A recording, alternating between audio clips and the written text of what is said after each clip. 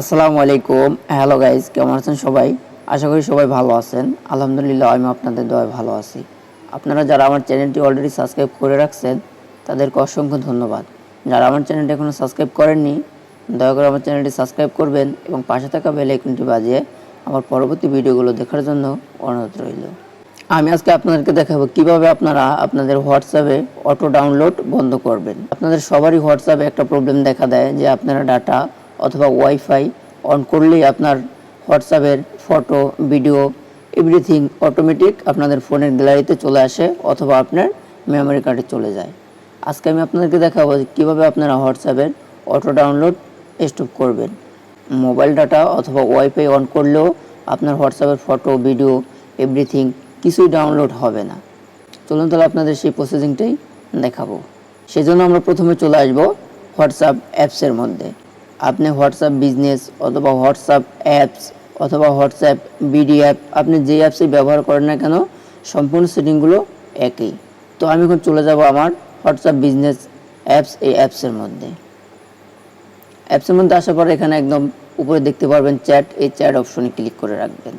এরপরে ডান পাশে উপরে দেখবেন থ্রি ডট, এই থ্রি ডটে ক্লিক করবেন।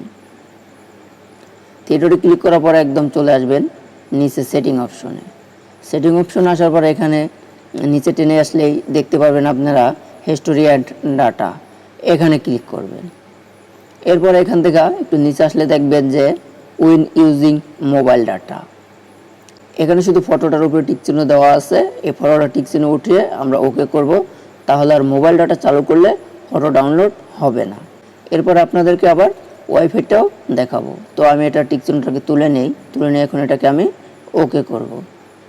এরপরে আপনারা নিচে অপশনটি দেখতে পাচ্ছেন যে উইন কানেক্টেড অন ওয়াইফাই, এখানে ক্লিক করব।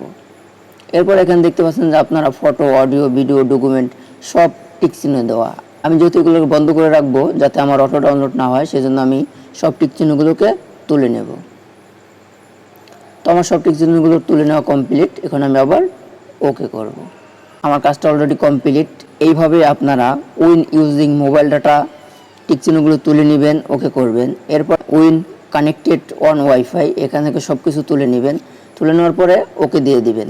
ডাটা অন করেন অথবা ওয়াইফাই অন করেন, আপনাদের ফটো, ডকুমেন্ট, ভিডিও হোয়াটসঅ্যাপ থেকে কিছুই অটোমেটিক ডাউনলোড হবে না।